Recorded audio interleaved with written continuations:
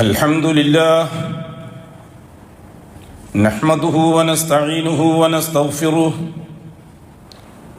ونعوذ بالله من شرور أنفسنا ومن سيئات أعمالنا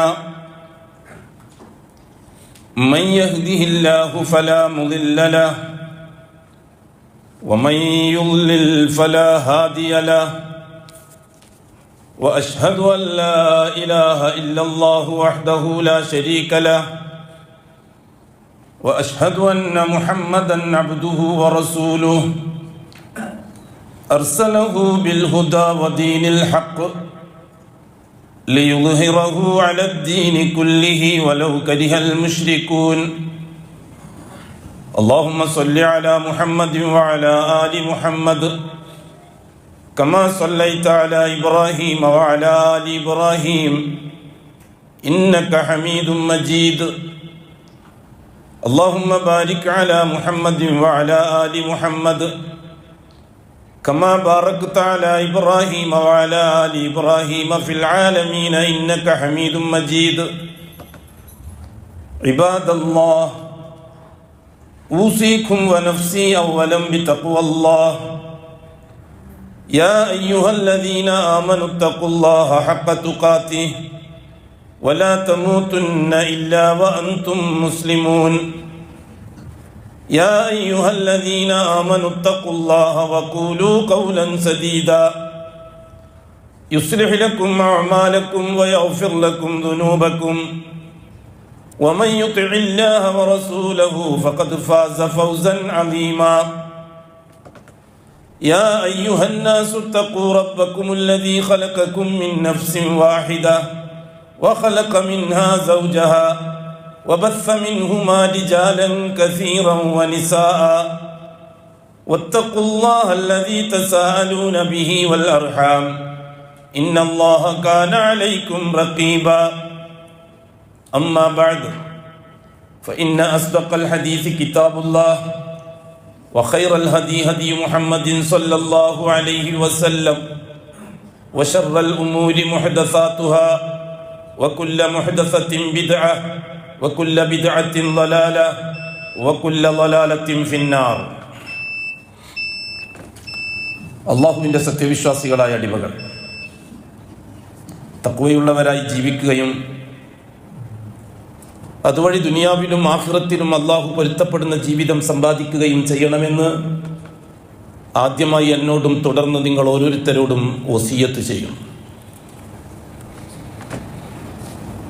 അല്ലാഹു സുബ്ഹാനഹു വ തആല മനുഷ്യ ചരിത്രത്തെയും ഇസ്ലാമിക ചരിത്രത്തെയും സമന്വയിപ്പിച്ചുകൊണ്ടാണ് കാലത്തെ തിരിച്ചുകൊണ്ടിരിക്കുന്നത്. കാലത്തിൻ്റെ റബ്ബ് അല്ലാഹുവാണ്.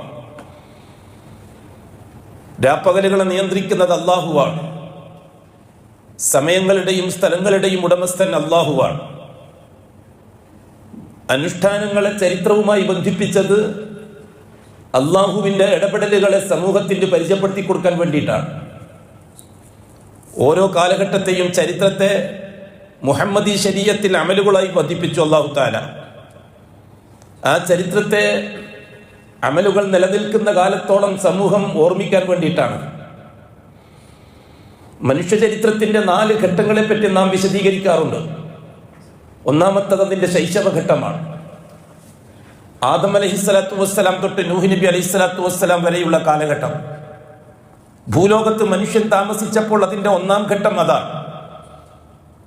ആകാശലോകത്ത് ആദമിൻ്റെ നിർമ്മിതി പൂർത്തിയാക്കുകയും ആവശ്യമുള്ള അറിവുകൾ ആകാശലോകത്ത് വെച്ച് അല്ലാഹു തആല ആദമിന് നൽകുകയും ആ അറിവുകളെ മലക്കുകൾക്ക് മുമ്പിൽ പ്രദർശിപ്പിക്കുകയും ആ പ്രദർശന സമ്മേളനത്തിൽ വെച്ച് ആദമിനെ മലക്കുകളെക്കാൾ ഉത്തമനായി പ്രഖ്യാപിക്കുകയും ചെയ്തു അല്ലാഹു തആല. നമുക്കറിയാം, സംഭവങ്ങൾ നാം ഇതിനു മുമ്പും പലപ്പോഴും വിശദീകരിച്ചിട്ടുണ്ട്. അല്ലാഹു സുബ്ഹാനഹു വ തആല മനുഷ്യൻ എന്ന സൃഷ്ടിക്കൊരു കഴിഞ്ഞുപോയൊരു കാലഘട്ടമുണ്ട്, ഒരു ഭൂതകാലം. അത് തികച്ചും ആകാശവാസവുമായിട്ട് ബന്ധപ്പെട്ടതാണ്. അതുകൊണ്ടാണ് നാം മനുഷ്യനെ അവൻ്റെ ഉൽപ്പത്തി അഭൗതികവും പ്രത്യുൽപാദനം ഭൗതികവും എന്ന് വിശദീകരിക്കുന്നത്. അതുകൊണ്ടാണ് ആദമിൻ്റെ നിർമ്മാണം നടന്നത് ആകാശലോകത്താണ്. ആകാശം തികച്ചും അഭൗതിക ലോകമാണ്. ആ നിർമ്മാണത്തിന് ശേഷം സംഭവിച്ച കാര്യങ്ങളാണ് സൂറത്തുൽ ബഖറ വിശദീകരിച്ചു തരുന്നത്. ആദ്യമായി അല്ലാഹു തആല ആവശ്യമായ അറിവ് നൽകുകയായിരുന്നു ആദമിന്. വഅല്ലമ ആദമൽ അസ്മാഅ കുല്ലഹ. അറിവ് ഏതാണ്ടൊരു കോഴ്സ് പൂർത്തിയായപ്പോൾ അല്ലാഹു സുബ്ഹാനഹു വ തആല മലക്കുകളുടെ ഒരു മഹാസമ്മേളനം വിളിച്ചുകൂട്ടി അതിൽ ആദമിനെ പ്രദർശിപ്പിക്കുകയുണ്ടായി. ആദമിനെ അവർക്ക് പരിചയപ്പെടുത്തി കൊടുക്കുകയുണ്ടായി. ആദമിന്റെ അറിവിനെ ആയിരുന്നു മലക്കുകൾക്ക് മുമ്പിൽ അല്ലാഹു പ്രദർശിപ്പിച്ചത്. സുമ്മ അറളഹും അലൽ മലായിക. ആ അറിവുകൾ എത്രത്തോളം മലക്കുകൾക്കുണ്ട് എന്ന് അല്ലാഹു സുബ്ഹാനഹു വ തആല ആ സമ്മേളനത്തിൽ വെച്ച് പരസ്യമായി ചോദിച്ചു. എന്താണ് അല്ലാഹു തആല പറഞ്ഞത്? അംബിഊനി ബി അസ്മാഇ ഹൗലാഇ ഇൻ കുൻതും സാദിഖീൻ. ഈ ആദം പഠിക്കാൻ ഉപയോഗിച്ച ഉപകരണങ്ങളും പഠിച്ച വിഷയങ്ങളും അതിന്റെ ചാപ്റ്ററുകളും മറ്റും സമ്മേളനത്തിൽ പ്രദർശിപ്പിക്കുകയുണ്ടായി. സുമ്മ അറളഹും അലൽ മലായിക. ആ പ്രദർശിപ്പിച്ച വസ്തുക്കളെ ചൂണ്ടി അല്ലാഹു തആല മലക്കുകളോടായി ആവശ്യപ്പെട്ടത് ഈ പ്രദർശിപ്പിച്ചിരിക്കുന്ന വസ്തുക്കളെ സംബന്ധിച്ചൊരു വിശദീകരണം നിങ്ങൾ എനിക്ക് തരണമെന്ന്. അംബിഊനി ബി അസ്മാഇ ഹൗലാ ഇൻ കുൻതും സാദിഖീൻ. ഈ സന്ദർഭത്തിൽ മലക്കുകൾക്ക് മറുപടി പറയാൻ കഴിഞ്ഞില്ല. കാരണം മലക്കുകളെ സംബന്ധിച്ചിടത്തോളം അറിഞ്ഞത് മാത്രം പറയുക, അറിഞ്ഞത് മാത്രം പ്രവർത്തിക്കുക, പുതിയതറിയാനോ പുതിയത് പ്രവർത്തിക്കാനോ ഉള്ള നിർദ്ദേശമില്ല. അതാണ് മലക്കുകൾ. മലക്കുകളുടെ പ്രത്യേകത അതാണ്. അതുകൊണ്ട് തന്നെ മലക്കുകൾക്കിടയിലേക്ക് ഒരു നബിയില്ല, മലക്കുകൾക്ക് വേണ്ടി ഒരു ശരീഅത്തില്ല, മലക്കുകൾക്ക് വേണ്ടി ഒരു കിതാബില്ല. എന്തുകൊണ്ടാണത്? ഏകപക്ഷീയമായി സൃഷ്ടിപ്പിൽ തന്നെ അനുസരണത്തെ അള്ളാഹു അവരുടെ അസ്തിത്വവുമായി ലയിപ്പിച്ചതുകൊണ്ടാണ്. അതുകൊണ്ട് തന്നെ ഈ പുതിയ ഇൽമ്, പുതിയ അറിവ് മലക്കുകൾക്കില്ല. അത് മലക്കുകൾ സ്വന്തം തുറന്ന് സമ്മതിക്കുകയും ചെയ്തു. അതാണല്ലോ ബുദ്ധി. അറിവില്ലാത്ത കാര്യങ്ങൾ ഒരാൾ പറഞ്ഞു തന്നാൽ അത് സമ്മതിച്ചു കൊടുക്കലാണ് ബുദ്ധി. മനുഷ്യൻ മൊത്തത്തിൽ അറിവില്ലായ്മയുടെ ശത്രുക്കളാണ് എന്ന് പറഞ്ഞിട്ടുണ്ട് അലി റളിയല്ലാഹു അൻഹു. അന്നാസു അഅദാഉ മാ ജഹിലു. എനിക്കൊരു കാര്യം അറിയില്ലെങ്കിൽ തീർച്ചയായിട്ടും ഞാൻ അതിന്റെ ശത്രുവായിരിക്കും. ആ അറിവില്ലായ്മയെ സ്ഥാപിക്കാനായിരിക്കും ഞാൻ മെനക്കെടുക. അതിനുവേണ്ടിയുള്ള അറിവുകൾ ശേഖരിക്കാൻ ഞാൻ മെനക്കെടുകയില്ല. അതൊരു ദുഷിച്ച സ്വഭാവമാണ്. എന്നും മനുഷ്യന്റെ അസ്തിത്വവുമായി ലയിപ്പിച്ചൊരു സ്വഭാവമാണത്. മലക്കുകൾ തുറന്ന് സമ്മതിച്ചു. ലാ ഇൽമ ലനാ ഇല്ലാ മാ അല്ലംതനാ. ഇതൊന്നും നീ ഞങ്ങൾക്ക് പഠിപ്പിച്ചു തന്നതല്ല, ഇതൊന്നും ഞങ്ങൾക്ക് പരിചയമുള്ള വസ്തുക്കളല്ല. അതുകൊണ്ട് തന്നെ നീ പഠിപ്പിച്ചത് മാത്രമേ ഞങ്ങൾക്ക് അറിയുള്ളൂ, ഇതൊന്നും നീ പഠിപ്പിച്ചിട്ടില്ല. ഇന്നക അൻതൽ അലീമുൽ ഹക്കീം. നീയാണ് ഏറ്റവും നന്നായി അറിയുന്നവൻ, നീയാണ് ഏറ്റവും നല്ല ഹിക്മത്തുള്ളവൻ, ഏറ്റവും നന്നായി കാര്യങ്ങളിൽ വിധികൽപ്പി നൽകുന്നവൻ നീയാണ്. ഈ സന്ദർഭത്തിൽ അല്ലാഹു സുബ്ഹാനഹു വ തആല ആദമിനെ പരിചയപ്പെടുത്തി കൊടുക്കുന്നത് മലക്കുകൾക്ക്. ആദമിനെ വിളിച്ചിട്ട് അല്ലാഹു തആല പറഞ്ഞു, ഹോ ആദം, നിനക്ക് ഇതിനെ സംബന്ധിച്ച് നീ പഠിച്ച വിഷയങ്ങളൊക്കെ ഒന്ന് ഇവർക്ക് വിശദീകരിച്ചു കൊടുക്കേൻ. യാ ആദമു അംബിഉഹും ബി അസ്മാഇഹിം. ആദം, നീ ഇവർക്ക് ഇതൊന്ന് വിശദീകരിച്ചു കൊടുക്കേൻ. അപ്പോൾ ആദം അലൈഹി സ്വലാത്തു വസ്സലാം ഫലമ്മ അംബഅഹും. എനിക്കറിയില്ല എന്നോ എനിക്ക് ഒന്നും പറഞ്ഞില്ല. കാരണം അറിയുന്ന കാര്യങ്ങൾ പറയുക എന്നുള്ളതാണ് അല്ലാഹു തആല ആലിമിന് വെച്ചിരിക്കുന്ന സ്വഭാവം. ആദം അലൈഹി സ്വലാത്തു വസ്സലാം കൂളായി അത് വിശദീകരിച്ചു കൊടുത്തു. അതിനെപ്പറ്റി അല്ലാഹു തആല പറഞ്ഞത് എന്താ? ഫലമ്മ അംബഅഹും. ആദം മലക്കുകൾക്ക് അത് വിശദീകരിച്ചു കൊടുത്തപ്പോൾ, മണിമണിയായിട്ട് ഇന്ന കാര്യങ്ങളാണ് ഇതൊക്കെ എന്ന് ആദം നല്ല ധൈര്യത്തോടു കൂടി മലക്കുകൾക്ക് മുമ്പിൽ അത് വിശദീകരിച്ചു. പരിചയമില്ലാത്തൊരു സമൂഹമാണ് മലക്കുകൾ. പുതുതായിട്ട് കാണുകയാണ് മലക്കുകളെ. മലക്കുകളും ആദമിനെ പുതുതായിട്ട് കാണുകയാണ്. അവർ രണ്ടുപേരും പരിചയപ്പെടുത്തി കൊടുക്കുക. അതാണ് മനുഷ്യൻ എന്ന് മലക്കുകൾക്ക് പരിചയപ്പെടുത്തി കൊടുക്കുക. ഇതാണ് അള്ളാഹു ഉദ്ദേശിക്കുന്നത്. അതിന് കാരണമുണ്ട്. മലക്കുകളുടെ ഉൽപ്പത്തി നിർമ്മാണവുമായി ബന്ധപ്പെട്ട ആകാശലോകത്തൊരു ചർച്ച നടന്നപ്പോൾ മലക്കുകൾ ഒരു അഭിപ്രായം പറഞ്ഞിരുന്നു. അത്തജഅലു ഫീഹാ മൻ യുഫ്സിദു ഫീഹാ വയസ്ഫിക്കു ദിമാ. ഈ ഭൂമിയിൽ കുഴപ്പവും ഫസാദും രക്തച്ചൊരിച്ചിലും ഉണ്ടാക്കുന്ന ഒരു സമൂഹത്തെയാണോ നീ സൃഷ്ടിക്കാൻ പോകുന്നത്, നീ നിർമ്മിക്കാൻ പോകുന്നത്? അവരൊക്കെ കുഴപ്പകാരികൾ. അതാണല്ലോ നമ്മുടെ അനുഭവം. ഇതിനു മുമ്പ് ജിന്നുകളെ കൊണ്ട് നീ പരിശോധിച്ചില്ലേ ഭൂമിയെ? അവരിവിടെ നാശം വിതച്ചപ്പോൾ അവരെ മുഴുവനും നീ നശിപ്പിച്ചില്ലേ? ഞങ്ങൾ ഉപയോഗിച്ചിട്ടല്ലേ നശിപ്പിച്ചത്? ഇനിയും വേണോ അത്തരത്തിലൊരു കുഴപ്പകാരികൾ? വനഹ്നു നുസബ്ബിഹു ബിഹംദിക വനുഖദ്ദിസു ലക്. ഞങ്ങളാവട്ടെ നിനക്ക് തസ്ബീഹ് ചെയ്യുന്നവർ, നിനക്ക് തഖ്ദീസ് ചെയ്യുന്നവർ, നീ എന്ത് പറഞ്ഞാലും അനുസരിക്കുന്നവർ, നീ പറഞ്ഞതിനപ്പുറത്ത് നടക്കാത്തവർ. ലാ യസ്ബിഖൂനഹു ബിൽ ഖൗലി വഹും ബിഅംരിഹി യഫ്അലൂൻ. ഒരു വാക്കുകൊണ്ട് പോലും മുൻകടന്നു പോകുകയോ അതിക്രമിച്ചു പോവുകയോ ചെയ്യാത്തവർ. ലാ യഅസൂനല്ലാഹ മാ അമറഹും വയഫ്അലൂന മാ യുഅ്മറൂൻ. ഒരു കൽപ്പനയും ഒരു വിധത്തിലും തട്ടിക്കളയാതെ അപ്പടി നടപ്പിലാക്കുന്നവർ. മലക്കളെ പറ്റി അല്ലാഹു തആല പറഞ്ഞു തന്നതാ. അത്തരത്തിലൊരു കൂട്ടത്തിൽ ഞങ്ങളുണ്ട്, ഭൂമിയുടെ ഉത്തരവാദിത്വം ഞങ്ങൾക്ക് ഏൽപ്പിച്ചുകൂടെ എന്ന് പറഞ്ഞപ്പോൾ അള്ളാഹു പറഞ്ഞൊരു വാക്കുണ്ട്, ഇന്നി അഅലമു മാ ലാ തഅലമൂൻ. തീർച്ചയായും എനിക്ക് നിങ്ങൾ അറിയാത്ത കാര്യങ്ങൾ അറിയുന്നവനാണ് ഞാൻ. നിങ്ങൾ അറിയിച്ചിട്ടില്ലാത്ത കാര്യങ്ങൾ ഒരുപാട് എൻ്റെ അടുത്തുണ്ട്, ആ അറിവുള്ളവനാണ് ഞാൻ എന്നൊറ്റ വാക്ക് പറഞ്ഞിട്ട് നിർത്തി. അത് അറിയിക്കുകയാണ് ഇപ്പോൾ അള്ളാഹു തആല മലക്കുകളെ കാലങ്ങൾക്ക് ശേഷം, അള്ളാഹു നിശ്ചയിച്ച കാലങ്ങൾക്ക് ശേഷം. അതുകൊണ്ടാണ് അള്ളാഹു തആല അപ്പം പറഞ്ഞത് അവരോട്, അറിയില്ല എന്ന് പറഞ്ഞപ്പോൾ ഖാല അലം അഖുൽ ലക്കും ഇന്നി അഅലമു ഗൈബസ് സമാവാതി വൽ അർദ്, ആകാശഭൂമികളിൽ അഭൗതികമായി കിടക്കുന്ന പലതും അറിയുന്നവനാണ് ഞാൻ എന്ന് നിങ്ങളോട് അന്ന് ഞാൻ പറഞ്ഞിട്ടില്ലായിരുന്നോ? അലം അഖുൽ ലക്കും, നിങ്ങൾക്ക് ഞാൻ അന്ന് പറഞ്ഞു തന്നിട്ടില്ലായിരുന്നോ? അന്ന് പറഞ്ഞത് ഇതാണ്. കാലങ്ങൾക്ക് മുമ്പ് ആദം അലൈഹിസ്സലാത്തു വസ്സലാം അതേ മനുഷ്യന്റെ ഉൽപ്പത്തി നിർമ്മിക്കുന്ന സന്ദർഭത്തിൽ മലക്കുകൾ പറഞ്ഞ അഭിപ്രായത്തെ ഗണ്ണിച്ചുകൊണ്ട് അല്ലാഹു തആല അവർക്ക് കൊടുത്ത മറുപടിയാണ് ഇപ്പോൾ. അതുകൊണ്ട് തന്നെയാണ് അല്ലാഹു തആല അത്തരത്തിലൊരു സംവിധാനം ഉണ്ടാക്കിയത് എന്ന് ഖുർആൻ പറഞ്ഞതാണ്. ആദം വളരെ കൃത്യമായി അത് വിശദീകരിച്ചു കൊടുത്തപ്പോൾ മലക്കുകളോട് അല്ലാഹു തആല പറഞ്ഞ വാക്കതാണ്, അലം അഖുൽ ലക്കും ഇന്നി അഅലമു ഗൈബസ് സമാവാതി വൽ അർദ്. അന്ന് ഞാൻ നിങ്ങളോട് പറഞ്ഞിട്ടില്ലേ, ഗൈബിയായ കാര്യങ്ങൾ, അദൃശ്യമായ പല കാര്യങ്ങളും അറിയുന്നവനാണ് ഞാൻ, എല്ലാ കാര്യങ്ങളും അറിയുന്നവനാണ് ഞാൻ.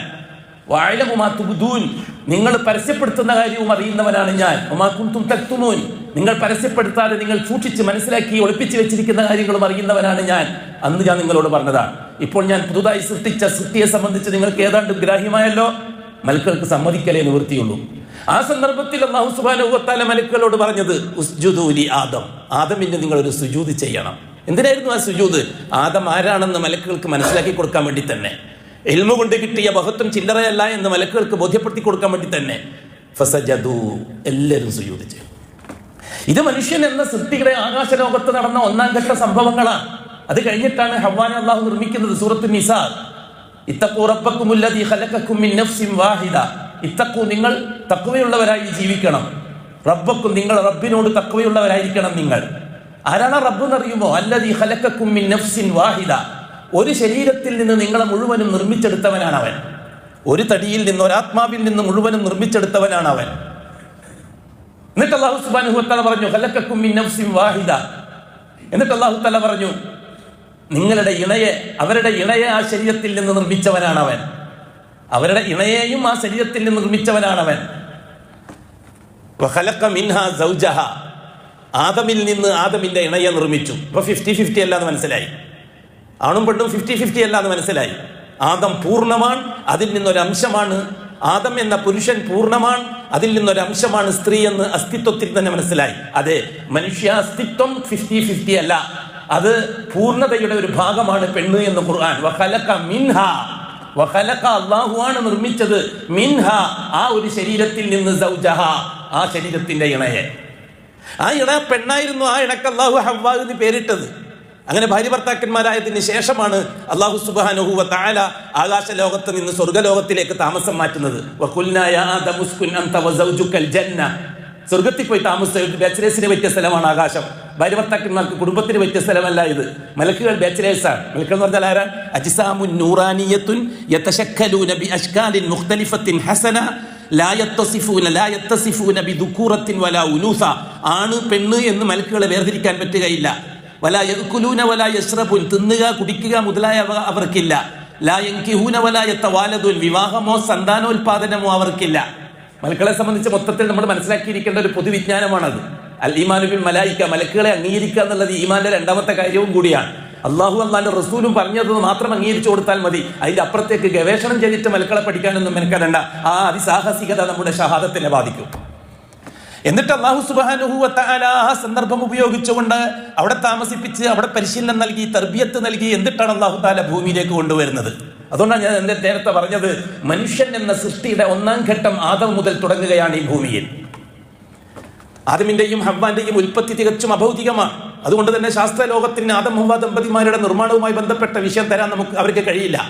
അതുകൊണ്ട് തന്നെയാണ് മനുഷ്യ നിർമ്മാണവുമായി, മനുഷ്യ സൃഷ്ടിപ്പുമായി ബന്ധപ്പെട്ട് ദിനോസറുകളെയും ചിമ്പാൻസികളെയും കടമാങ്ങേണ്ടി വന്നത് ശാസ്ത്ര ലോകത്തിന്, മനുഷ്യർക്കൊരു പൂർവികനെ കണ്ടെത്താൻ. ഇപ്പൊ അതൊക്കെ എഴുതി തള്ളപ്പെട്ടു പോയി.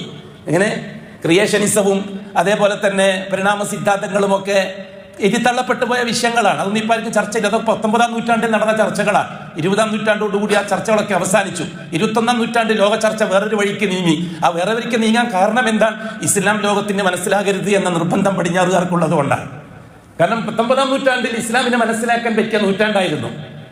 19-ാം നൂറ്റാണ്ടിൽ ഈശ്വര നിർബന്ധവാദങ്ങളും ഭൗതികവാദങ്ങളും അതേപോലെ തന്നെ ഹിറ്റ്ലറെ പോലെയുള്ളവരുടെ കേവല രാഷ്ട്രീയ അല്പത്തരങ്ങളൊക്കെ ചരിത്രത്തിന്റെ കാഴ്ചവെച്ച സംഭവങ്ങളെ മനുഷ്യൻ ബുദ്ധിപൂർവ്വം കൈകാര്യം ചെയ്ത നൂറ്റാണ്ടാണ് 19-ാം നൂറ്റാണ്ട്.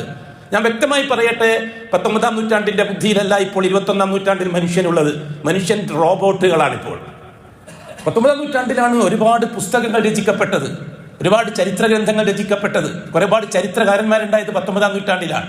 ഇസ്ലാം പൂർണ്ണമായും ആദർശവും തമ്മിലുള്ള സംവാദം നടന്നത് തികച്ചും 19-ാം നൂറ്റാണ്ടുകളിലാണ്. 1992 മിസ്റ്റർ ഗോർബച്ചോവ് കമ്മ്യൂണിസം പിരിച്ചുവിട്ടു ലോകാടിസ്ഥാനത്തിൽ. അതോടുകൂടി ചർച്ചയുടെ വേറൊരു വഴിക്കേക്ക് പോയി. ക്യാപിറ്റലിസത്തിന്റെയും മുതലാളിത്തത്തിന്റെയും ഫാസിസത്തിന്റെയും വഴിയിലേക്ക് 20-ാം നൂറ്റാണ്ട് നീങ്ങി. അതിന്റെ ബാക്കി പത്രമാണ് ഇപ്പോൾ 21-ാം നൂറ്റാണ്ടിൽ നാം അനുഭവിച്ചുകൊണ്ടിരിക്കുന്നത്. അത് വേറൊരു വിഷയം. അല്ലാഹു സുബ്ഹാനഹു വ തആല ആദം ഹവ്വ ദമ്പതിമാരെ ഭൂമിയിലെത്തിച്ചത് സ്വർഗത്തിൽ നിന്ന് പരിശീലനം പൂർത്തിയാക്കിയിട്ടാണ്. ഒരു കാര്യം കൂടി മനസ്സിലാക്കണം, ആദം ഹവ്വ ദമ്പതിമാർക്ക് അല്ലാഹു സ്വർഗപ്രവേശനം നൽകിയത് സൽക്കർമ്മത്തിന് പ്രതിഫലമായിട്ടൊന്നുമല്ല. സൽക്കർമ്മം ഭൂമിയിൽ ആരംഭിക്കാനിരിക്കുന്നേ ഉള്ളൂ. ഇസ്ലാമിന്റെ ചർച്ച പോലും ആരംഭിച്ചിട്ടില്ല. ആകാശ ലോകത്ത് ദീനുൽ ഇസ്ലാം ചർച്ച കൊണ്ടുവന്നിട്ടില്ല അല്ലാഹു തആല. ദീനുൽ ഇസ്ലാം ചർച്ച കൊണ്ടുവന്നത് ഭൂമി ലോകത്ത് മനുഷ്യൻ എത്തിയപ്പോഴാണ്. ഭൂമിയിലാണ് ഇസ്ലാമിന്റെ ആവശ്യം. അതെന്തിനാണെന്നുള്ള കാര്യം പിന്നീട് നമുക്ക് ചർച്ച ചെയ്യാം. അല്ലാഹു സുബ്ഹാനഹു വ തആല ആകാശ ലോകത്ത് നിന്ന് ഭൂമിയിലേക്ക് മനുഷ്യ ദമ്പതിമാരെ കൊണ്ടുവന്ന് താമസിപ്പിച്ചപ്പോൾ അല്ലാഹു തആല ചരിത്രത്തിന്റെ 1-ാം ഘട്ടം തുടങ്ങുകയായിരുന്നു. പരിശുദ്ധ ഖുർആൻ ഇന്നല്ലാഹ അസ്തഫാ ആദമ വ നൂഹൻ വ ആല ഇബ്രാഹിം വ ആല ഇമ്രാൻ അലൽ ആലമീൻ. ഖുർആൻ മനുഷ്യ ചരിത്രത്തിന്റെ 4 ഘട്ടങ്ങളെയാണ് ഈ ആയത്തിലൂടെ സൂചിപ്പിക്കുന്നത്. അല്ലാഹു തആല ഒന്നാമത് പറഞ്ഞത് ഇന്നല്ലാഹ, തീർച്ചയായും അല്ലാഹു ഇസ്തഫ, അവൻ തെരഞ്ഞെടുത്തു ആദമിനെ അവൻ തെരഞ്ഞെടുത്തു. അല്ലാഹു തആല ആദമിനെ തെരഞ്ഞെടുത്തു.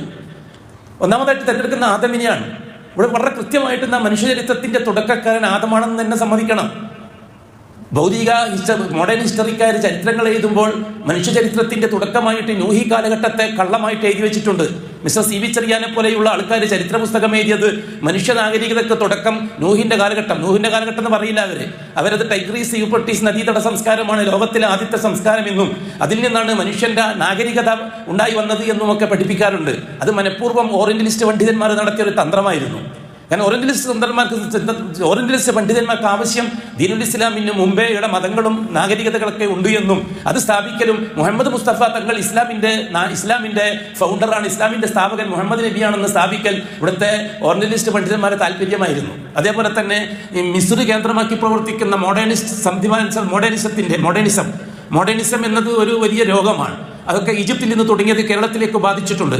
ഇതൊക്കെ വെച്ചിട്ട് എന്തിനു വേണ്ടിയിട്ടാണ് ചരിത്രകാരന്മാർ ആദം അലൈഹിസ്സലാത്തു വസ്സലാമിന്റെ കാലഘട്ടത്തെ ചരിത്രത്തിൽ നിന്ന് മായ്ച്ചു കളയണം. എന്നിട്ട് ആദം നബിയെ നമുക്ക് മനസ്സിലാവാത്ത ഏതോ ഒരു മനുഷ്യർക്ക് മുമ്പ് ഇവിടെ നിന്ന് നടന്നുപോയ അധോലോക കാലഘട്ടമാണെന്നും, എന്നുവെച്ചാൽ നാടൻ ഭാഷയിൽ പറഞ്ഞ ചരിത്രകാരന്റെ ഭാഷയിൽ പറഞ്ഞ കാട്ടുമനുഷ്യന്മാരാണെന്നും, ഈ യൂഫ്രട്ടീസ് ടൈഗ്രീസ് നദീതട സംസ്കാരം മുതലാണ് മനുഷ്യന് നാഗരികതയും സംസ്കാരവും വരുന്നത് എന്ന് സ്ഥാപിക്കാൻ മെനക്കെട്ടിട്ടുണ്ട്. എന്താ കാര്യം എന്നറിയുമോ? നൂഹ് നബി അലൈഹി സ്വലാത്തു വസ്സലാമിന്റെ കാലഘട്ടത്തെ ഇവർ ദ്രാവിഡ മതവുമായിട്ട് ബന്ധിപ്പിച്ചിട്ട് ഇസ്ലാമിനെ കൊന്ന് മുഹമ്മദ് നബി കൊണ്ടുവന്ന ഒരു അറേബ്യൻ മതമാണ് ഇസ്ലാം എന്ന് വ്യക്തിത്വക്കാനുള്ള ശ്രമമാണ്. ഇതൊക്കെ കിണ്ണിച്ചു 19-ാം നൂറ്റാണ്ടിൽ പണ്ഡിതന്മാർ. ഇതിൻ്റെ ഒന്നും മുമ്പിൽ പിടിച്ചു നിൽക്കാൻ മോഡേൺ സൊസൈറ്റിക്കാർക്കോ അതേപോലെ തന്നെ മറ്റുള്ള ചിന്താഗതിക്കാർക്കോ ഓറിയന്റലിസ്റ്റുകാർക്കോ സയനിസ്റ്റുകൾക്കോ അതൊന്നും സാധിച്ചില്ല അതിന് പിടിച്ചു നിൽക്കാൻ. അങ്ങനെയാണ് 20-ാം നൂറ്റാണ്ടിൽ ആ ചർച്ച അവർ നിർത്തിയിട്ട് 100-ാം നമ്പർ രാഷ്ട്രീയത്തിലേക്കും കൊലയാളി രാഷ്ട്രീയത്തിലേക്കും കൊലവിളി രാഷ്ട്രീയത്തിലേക്കും ബോംബ് രാഷ്ട്രീയത്തിലേക്കും ആറ്റം രാഷ്ട്രീയത്തിലേക്കൊക്കെ ലോകത്തെ പിരിച്ചുകൊണ്ടുപോയത്. എന്തിനെന്തറിയുമോ?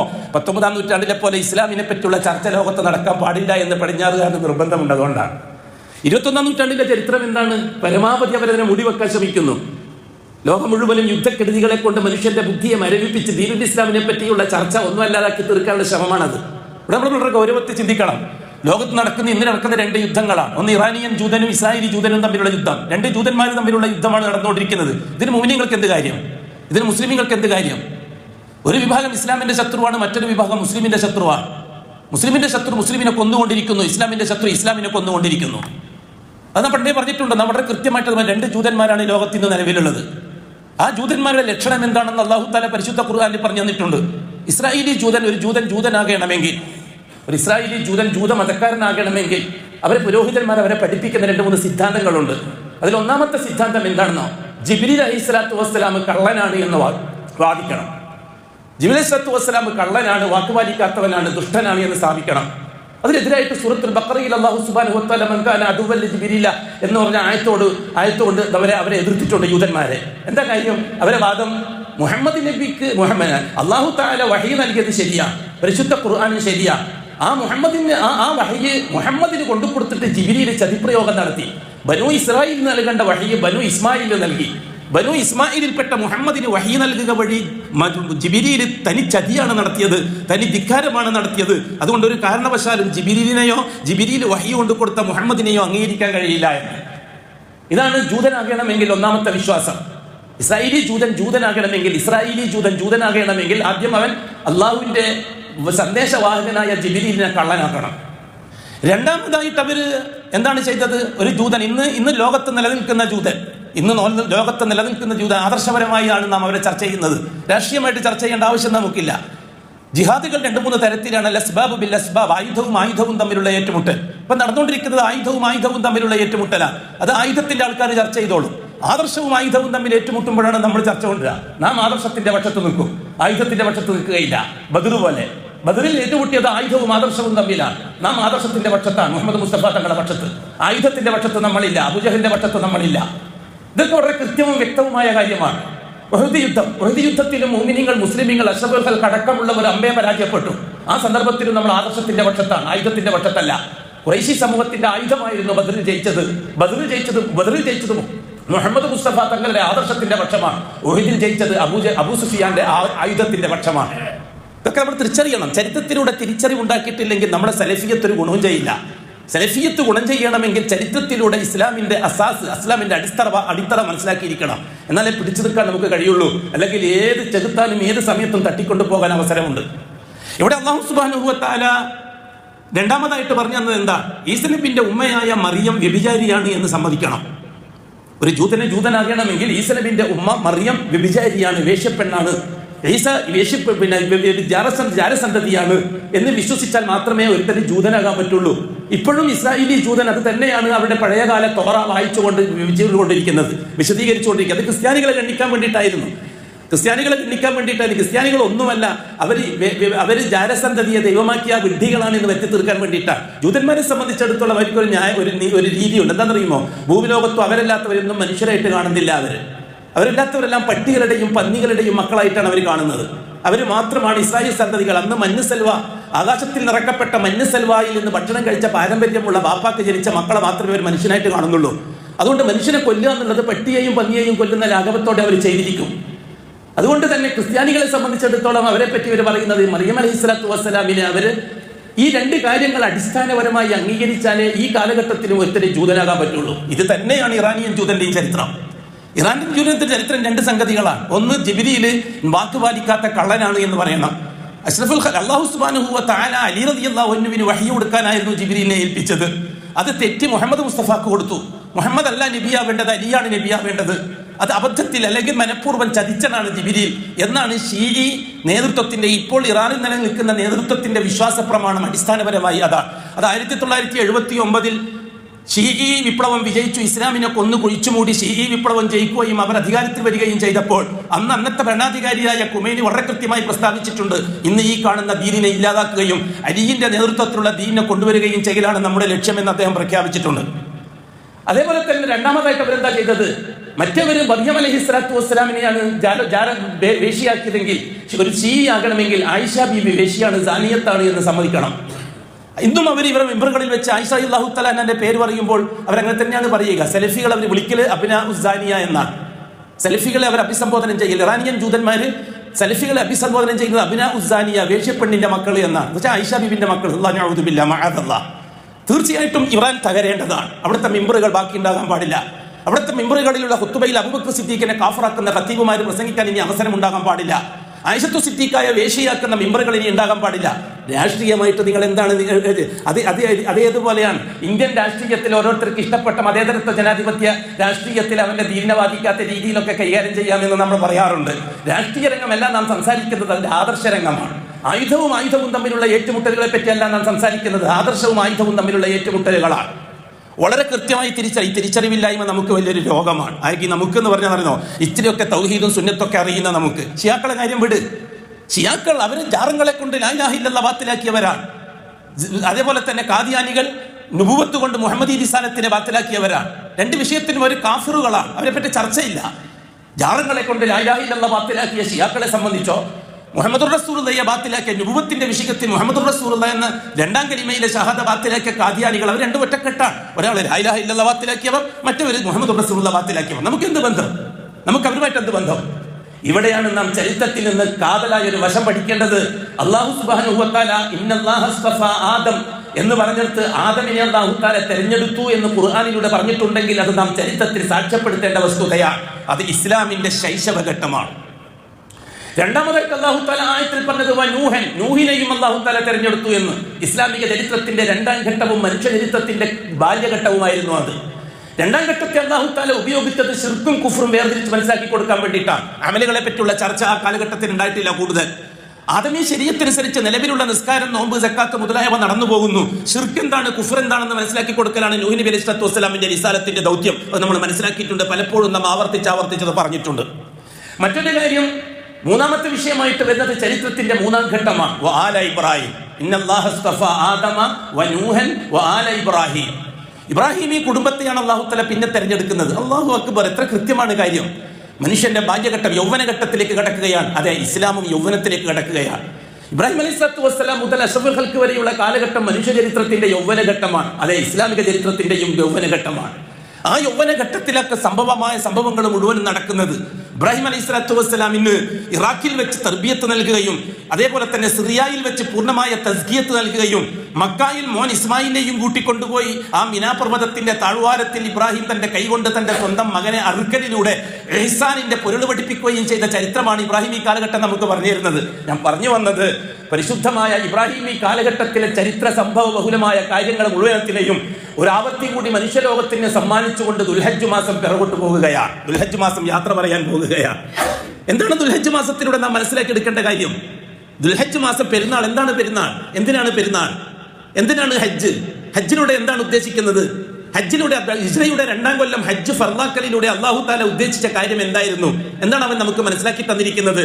വരും ലോകത്തിന്റെ ചരിത്രത്തിന്റെ ഗതി മറ്റൊരു വഴിക്ക് തിരിയുകയാണ് എന്ന് അല്ലാഹു നമ്മളെ പഠിപ്പിക്കുകയാണ്. ആയിരുന്നില്ലേ? അല്ലാഹു സുബ്ഹാനഹു വ തആല ഇബ്രാഹിം അലൈഹിസ്സലാത്തു വസ്സലാമിനോടാണ് നിർദ്ദേശിച്ചത് കഅബാലയം ഉണ്ടാക്കാൻ. അൻതഹിറ ബൈതി വഅഹദിനാ ഇലാ ഇബ്രാഹിമ വ ഇസ്മാഈൽ അൻതഹിറ ബൈതി ലിത്വായിഫീന വൽ ആകിഫീന വറുക്കഈ സുജൂദ്. ഓ ഇബ്രാഹിം, മകൻ ഇസ്മായിലിനെയും കൂട്ടിയിട്ട് എന്റെ വീടൊന്ന് ശുദ്ധിയാക്കണം. നിസ്കരിക്കുന്നവർക്ക്, റുകൂഅ് ചെയ്യുന്നവർക്ക്, സുജൂദ് ചെയ്യുന്നവർക്ക് വേണ്ടി, തവാഫ് ചെയ്യുന്നവർക്ക് വേണ്ടി എന്റെ പരിശുദ്ധമായ വീട്, എന്റെ സ്വന്തം ഭവനം ഒന്ന് ക്ലിയറാക്കി കൊടുക്കണം. അങ്ങനെയല്ലേ ഇബ്രാഹിമും ഇസ്മായിലും ഭവനം നിർമ്മിക്കാൻ തുടങ്ങിയത്? ഭവനം നിർമ്മിക്കാൻ തുടങ്ങി. അതിന്റെ പണി പൂർത്തിയായതിനു ശേഷം അല്ലാഹുവിനോട് അവർ രണ്ടുപേരും പറഞ്ഞത് എന്താ? വഇദ് യർഫഉ ഇബ്രാഹിമുൽ ഖവായിദ മിനൽ ബൈതി ഇസ്മാഈൽ റബ്ബനാ തഖബ്ബൽ മിന്നാ ഇന്നക അൻതസ് സമീഉൽ അലീം. അവർ രണ്ടുപേരും കഅബാലയത്തിന്റെ പണി പൂർത്തിയാക്കിയപ്പോൾ അല്ലാഹുവിനോട് പറഞ്ഞു, ഏ അല്ലാഹ്, ഞങ്ങൾ ഈ നിർമ്മിച്ച ജോലി നീ കബൂലാക്കി തരണം. റബ്ബനാ തഖബ്ബൽ മിന്നാ, ഇത് നീ കബൂലാക്കി തരണം. അല്ലാഹു സുബ്ഹാനഹു വ തആല കബൂലാക്കി എന്ന് പറഞ്ഞിട്ട് സർട്ടിഫിക്കറ്റ് കൊടുക്കുകയല്ല ചെയ്തത്. കബൂലായതിന് തെളിവായിട്ട് അല്ലാഹു തആല പറഞ്ഞത് എന്താണ്? വഅദ്ദിൻ ഫിന്നാസി ബിൽ ഹജ്ജി യഅതൂക റിജാലൻ വഅലാ കുല്ലി ളാമിരിൻ യഅതീന മിൻ കുല്ലി ഫജ്ജിൻ അമീഖ്. ഓ ഇബ്രാഹിം, നീ ആൾക്കൂട്ടത്തെ വിളിക്കുക, മനുഷ്യനെ വിളിക്കുക ഹജ്ജിന് വേണ്ടി. ജനം വരും, കാൽനടയായിട്ടും വരും, മെലിഞ്ഞൊട്ടിയ ഒട്ടകപ്പുറത്തും സഞ്ചരിച്ചിട്ട് വരും നിന്റെ വിളി കേട്ടിട്ട്. അപ്പൊ ഇബ്രാഹിം അലൈഹിസ്സലാത്തു വസ്സലാം ചോദിച്ചു, ഞാൻ ആരെ വിളിക്കാനാ? ഇവിടെ ഞാനും എന്റെ മോനും എന്റെ ഭാര്യ ഹാജറയല്ലാതെ നാലാമത്തെ ഒരാൾ ഇവിടെ ഇല്ല. ഇവിടുന്ന് എങ്ങനെ വിളിച്ചാലും ഈ കാണുന്ന മലകൾക്കപ്പുറത്ത് ഒരു ഭാഗത്ത് സഫാമല, വേറൊരു ഭാഗത്ത് മർവാമല, അപ്പുറത്ത് ഭാഗത്ത് ജബലു അബീ ഖുബൈസ്, ഇപ്പുറത്ത് അങ്ങനെ പലവാതിരി മലകൾ, ജബൽ കഅബ. ഈ മലകളുടെ താഴ്വാരത്തിലാണ് കഅബാലയം. ഇവിടെ ഞാൻ വിളിച്ചാൽ ആര് കേൾക്കാനാണ് അല്ലാഹുവേ? ഇബ്രാഹിം അലൈഹിസ്സലാത്തു വസ്സലാം പറഞ്ഞു, ഇബ്രാഹിം, വിളിക്കാനേ പറഞ്ഞിട്ടുള്ളൂ, കേൾപ്പിക്കാൻ പറഞ്ഞിട്ടില്ല. നീ വിളിച്ചാൽ മതി, ഞാൻ കേൾപ്പിച്ചോളാം. കേൾപ്പിച്ചില്ലേ? ഞാൻ നിങ്ങളൊക്കെ കേട്ടില്ലേ? ഹാജിമാർ മുഴുവനും ആ കേൾവിക്കല്ലേ മറുപടി കൊടുത്തത്? ലബ്ബൈക് അല്ലാഹുമ്മ ലബ്ബൈക് ലബ്ബൈക ലാ ശരീക ലക ലബ്ബൈക്. അമ്പളിക്കാണ് ഉത്തരം കൊടുത്തിട്ട് നമ്മൾ പോയത്. ചരിത്രത്തിന്റെ ആ ഘട്ടത്തെ അല്ലാഹു തആല മറ്റൊരു ഘട്ടവുമായിട്ട് ബന്ധിപ്പിക്കുന്നതാണ് നാം മനസ്സിലാക്കേണ്ടത്. ഇബ്രാഹിമിന് ശേഷം പിന്നെ അല്ലാഹു തആല തെരഞ്ഞെടുത്തത് ആലു ഇമ്രാൻ കുടുംബത്തെയാണ്. ഇന്നല്ലാഹ അസ്തഫാ ആദമ വ നൂഹൻ വ ആല ഇബ്രാഹിം വ ആല ഇമ്രാൻ അലൽ ആലമീൻ. സർവ്വലോകത്തിന്റെയും മേൽ ഈ 4 നബിമാരെയാണ് അല്ലാഹു തആല സെലക്ട് ചെയ്തത് എന്ന്. മൂന്നാമത് പറഞ്ഞപ്പം കുടുംബത്തെയാണ് പറഞ്ഞത്, ആലു ഇമ്രാൻ. അതെ, ആ ഇമ്രാന്റെ കുടുംബം. ആ കുടുംബത്തിലാണ് ഇസ്രായേലി പാരമ്പര്യത്തിൽ മൂസ നബി തൊട്ടിങ്ങോട്ട് ഈസ നബി വരെയുള്ള ഏതാണ്ട് 100ഓളം പ്രവാചകന്മാർ വരുന്നത്. 100ഓളം പ്രവാചകന്മാർ, നബിമാരും റസൂലുകളും വരുന്നത്. ഈസാ അലൈഹിസ്സലാത്തു വസ്സലാമിൽ ആലു ഇമ്രാൻ ചെന്ന് അവസാനിക്കുന്നു. അല്ലാഹു സുബ്ഹാനഹു വ തആല ഇബ്രാഹിം ഈ കൂട്ടത്തിൽ എന്തേ മുഹമ്മദ് നബിയെ പറഞ്ഞില്ല? ഇന്നല്ലാഹ അസ്തഫാ ആദമിനെ പറഞ്ഞു, നൂഹിനെ പറഞ്ഞു, പിന്നെ പറഞ്ഞത് ആലു ഇമ്രാൻ, പിന്നെ ആലു ഇബ്രാഹിം, പിന്നെ ആലു ഇമ്രാൻ. എന്തേ മുഹമ്മദ് മുസ്തഫ തങ്ങളുടെ ചരിത്രത്തിൽ വന്നില്ല? നമുക്ക് നോക്കാം. അഖൂലു ഖൗലി ഹാദാ വല്ലാഹു അഅലം വഅസ്തഗ്ഫിറുല്ലാഹൽ അസീമ ലി വലക്കും വഅസ്തഗ്ഫിഹി അന്നി വഅൻകും വഅൻ ജമീഇൽ മുസ്ലിമീന വൽ മുഅ്മിനീന അജ്മഈന വസ്തഗ്ഫിറുഹു ഇന്നഹു ഹുവൽ ഗഫൂറുർ റഹീം.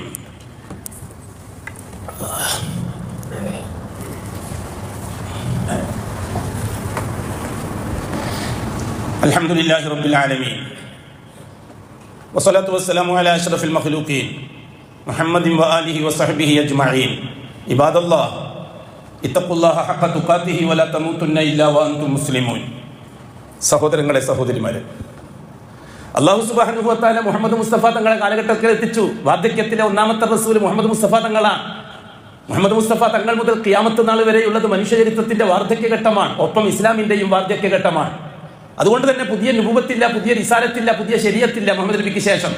എന്താ കാര്യം? വാർദ്ധക്യഘട്ടത്തിൽ അതിന്റെ ആവശ്യമില്ല. മുഹമ്മദ് റിസാലത്ത് ഖിയാമത്ത് നാൾ വരെ നിലനിൽക്കണം, മുഹമ്മദ് നുബുവത്ത് ഖിയാമത്ത് നാൾ വരെ നിലനിൽക്കണം, മുഹമ്മദ് ശരീഅത്തും ഖിയാമത്ത് നാൾ വരെ നിലനിൽക്കണം. അല്ലാഹു സുബ്ഹാനഹു വ തആല മുഹമ്മദ് മുസ്തഫ തങ്ങളിലേക്ക് ചരിത്രത്തെ ചെന്നിവേപ്പിക്കുകയാണ്. അഷ്റഫുൽ ഖൽഖ് സല്ലല്ലാഹു അലൈഹി വസല്ലം മക്ക മുക്കറമയിൽ 40-ാമത്തെ വയസ്സിൽ നബിയായിട്ട് വരുന്നു. ആ സമയം മുതലേ റസൂലുള്ളാഹി തങ്ങൾ നിസ്കരിക്കാൻ തുടങ്ങിയിട്ടുണ്ടായിരുന്നു, ഇല്ലേ? യാ അയ്യുഹൽ മുസമ്മിലു ഖുമിൽ ലൈല ഇല്ലാ ഖലീലാ. റസൂലുള്ളാഹി തങ്ങളെ അല്ലാഹു നിസ്കാരം പഠിപ്പിക്കുകയായിരുന്നില്ലേ? 5 വഖത്ത് നിസ്കാരമല്ലേ സുഹൃത്തുക്കളെ മിഅ്റാജിന്റെ രാത്രിയിൽ നിർബന്ധമായത്? അഷ്റഫുൽ ഖൽഖ് ജനിച്ച കാലം മുതലേ നിസ്കരിക്കാറില്ലേ? ഇബ്രാഹിമി സുന്നത്ത് അനുസരിച്ച് അബൂജഹൽ ഉത്ബത്ത് ശൈബത്ത് അവർ നിസ്കരിക്കാറില്ലേ കഅബാലയത്തിൽ വെച്ച്?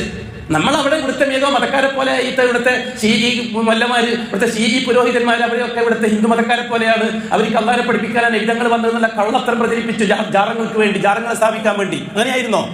ഖുറൈശികൾ പാരമ്പര്യ മുസ്ലിമീങ്ങളായിരുന്നില്ലേ? ഇബ്രാഹിമി ശരീഅത്തനുസരിച്ച് അമൽ ചെയ്യുന്നവരായിരുന്നില്ലേ? ഇബ്രാഹിമി ശരീഅത്തനുസരിച്ച് നിസ്കരിക്കുകയും നോമ്പുകയും ചെയ്യുന്നവരായിരുന്നില്ലേ അബൂജഹൽ ഉത്ബത്ത് ശൈബത്ത് അടക്കമുള്ളവർ? ഈ സന്ദർഭത്തിൽ അവരൊക്കെ കഅബാലയത്തിന് നേരെ തിരിഞ്ഞിട്ടല്ലേ നിസ്കരിച്ചുകൊണ്ടിരുന്നത്? അബൂജഹൽ നിസ്കരിച്ചുകൊണ്ടിരുന്നത് കഅബാലയത്തിന് നേരെ തിരിഞ്ഞിട്ടാണ്. ഉത്ബത്ത് നിസ്കരിച്ചുകൊണ്ടിരുന്നത് കഅബാലയത്തിന്റെ, അബൂ താലിബ് നിസ്കരിച്ചുകൊണ്ടിരുന്നത് കഅബാലയത്തിന്റെ നേരെ തിരിഞ്ഞിട്ടാണ്. എന്തുകൊണ്ട് അഷ്റഫുൽ ഖൽഖ് സല്ലല്ലാഹു അലൈഹി വസല്ലം കഅബാലയത്തിന്റെ നേരെ തിരിയാൻ അല്ലാഹു കൽപ്പിച്ചില്ല? ബൈത്തുൽ മുഖദ്ദസിലേക്ക് തിരിഞ്ഞിട്ടല്ലേ റസൂലുള്ളാഹി തങ്ങൾ നിസ്കരിച്ചുകൊണ്ടിരുന്നത്? അറിയാമല്ലോ, ഒന്നാമത്തെ ഖിബല ബൈത്തുൽ മുഖദ്ദസ് അല്ലേ, മസ്ജിദുൽ അഖ്സ അല്ലേ? അവിടത്തേക്കല്ലേ റസൂലുള്ളാഹി തങ്ങൾ ആ സമയത്ത് ഖുറൈശികൾ നിസ്കരിക്കുന്നത് കഅബാലയത്തിലേക്കല്ലേ? എന്തുകൊണ്ടാണ് അല്ലാഹു സുബ്ഹാനഹു വ തആല കഅബാലയത്തിന് നേരെ തിരിഞ്ഞ് നിസ്കരിക്കേണ്ട ഇപ്പോൾ ഇന്ന് റസൂലുള്ളാഹി തങ്ങളോട് നിർദ്ദേശിച്ചത്? മസ്ജിദുൽ അഖ്സ റസൂലുള്ളാഹി അല്ലാഹ് അതേ സമയത്ത് റസൂലുള്ളാഹിന്റെ അങ്ങേറ്റത്തെ ആഗ്രഹമാണ് ഈ കഅബാലയം ഒന്ന് കിബിലയാക്കി കിട്ടിയ എത്ര നന്നായിരുന്നു എന്നുള്ള ആഗ്രഹം. ആ ആഗ്രഹം പലപ്പോഴും അല്ലാഹുവിനോട് ദുആ ചെയ്തിട്ടുണ്ട് അഷ്റഫുൽ ഖിയാമത്ത്. എന്നിട്ട് അല്ലാഹു അനുവദിച്ചില്ല മക്കയിൽ വെച്ച്. റസൂലുള്ളാഹി തങ്ങൾ മാത്രം അക്രമത്തിൽ നിസ്കരിക്കും ഒന്നിച്ചുള്ള മുഅ്മിനീങ്ങൾ. കൂട്ടരെ ഖദീജ റളിയല്ലാഹു തആല അൻഹയെ വിവാഹം കഴിക്കുന്നത് 25-ാമത്തെ വയസ്സിലല്ലേ? വിവാഹം കഴിഞ്ഞ് പിറ്റേന്ന് തന്നെ ഭാര്യയും ഭർത്താവും നിസ്കാരം തുടങ്ങിയിട്ടില്ല വീട്ടില്.